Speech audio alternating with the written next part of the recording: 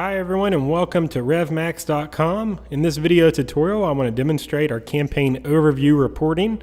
This is the default reporting as soon as you log in to your RevMax self-hosted tracking platform. As you can see really quickly you have an overview of all the campaigns inside your tracker. We try to make this so you get a quick snapshot of everything that's going on in your business and with your campaigns, and so you can quickly see what's working and what's not.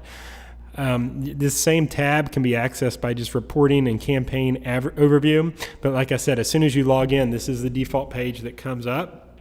You can select on here at the performance and you can immediately show all the winners, and you click refresh and you can see it's only going to show which ones are profitable, so you see where you're making your money. You can click to show only the losers, show the campaigns that are losing you money. Again, click refresh, and then you'll see the ones that are not working.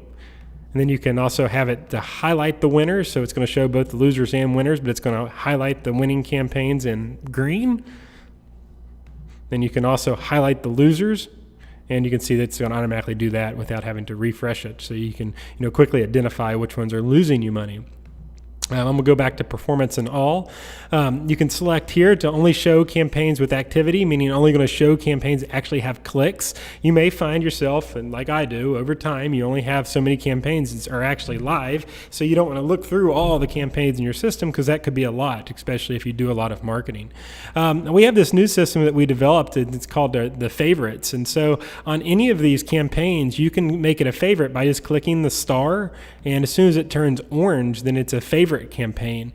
So you can kind of consider this like a bookmark or a quick look. So campaigns that you really care a lot about, they're your top campaigns, and then you can click here just to restrict this to all favorites, and again it's only going to show the ones that are highlighted in here, which can be a great thing, especially if you have a lot inside of your system, to show you the campaigns that are notable that you really need to display and have data on, especially in your dashboard. We have the drop down here so you can show just all the active campaigns, but if you have any inactive campaigns then you can also show them here. So you can go to all active or inactive. So this is especially helpful for those of you that have seasonal campaigns that you run heavy during the holidays or summer months or whatnot. That way you're not seeing everything inside of your system.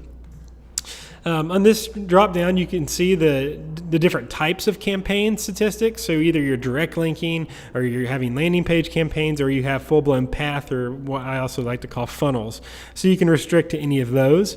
Then of course you have your categories. When you set up new campaigns you can categorize them any way that you please, and this is good if you want to kind of restrict things to maybe restrict your campaigns based on the type of offer. Maybe you have a credit card submit or a lead gen submit category and you just want to look how those campaigns are performing. Well, this is how you would do that. And we also have the handy search feature, so you can just start typing in a category if you have a lot, and then restrict it by that. And the same with the traffic sources. One of the most popular features of the RevMax self-hosted tracking platform is we can track any traffic source out there. So whether it's one of the big three, Google, Facebook, Bing, Microsoft, or any media buy site or anything, we can categorize and track that, so you can break it down. If you just want to see how AdWords are performing, you could select AdWords here. If you want to see just how maybe your media buys are performing, you could select media buys.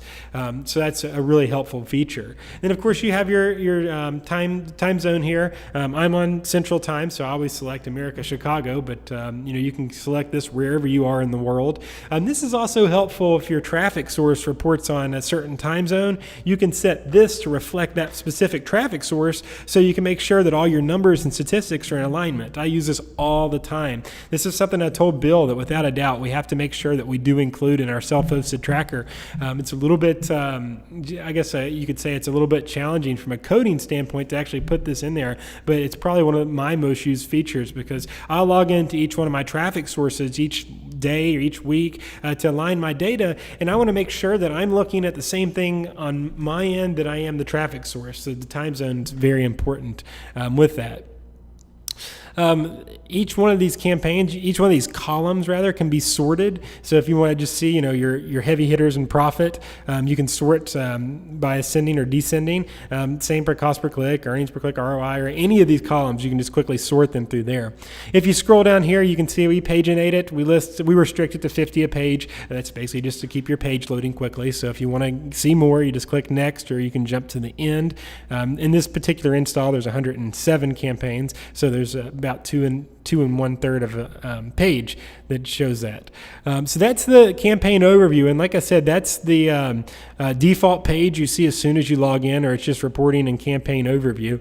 In my opinion, it's the snapshot. It's the most important page of the whole installation, because it shows you how everything is going. You can see the clicks, the click-through rate, and conversions, and a lot of times you can see if something is wrong when you run this report. I know me personally, if I look at my daily report, I can quickly gauge by looking at these numbers if something's not converting right. So let's say maybe a advertiser's back end's down and they're telling me it's not. Well, I can always see if my EPC is not on track for that specific time.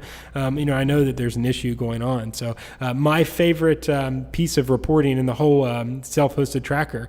I'm going to do some other videos though that kind of dig down a little bit deeper into each one of these and explain how the statistics work. If you have any questions, feel free to let us know. But besides that, that's the campaign overview, and happy tracking with RevMax.com.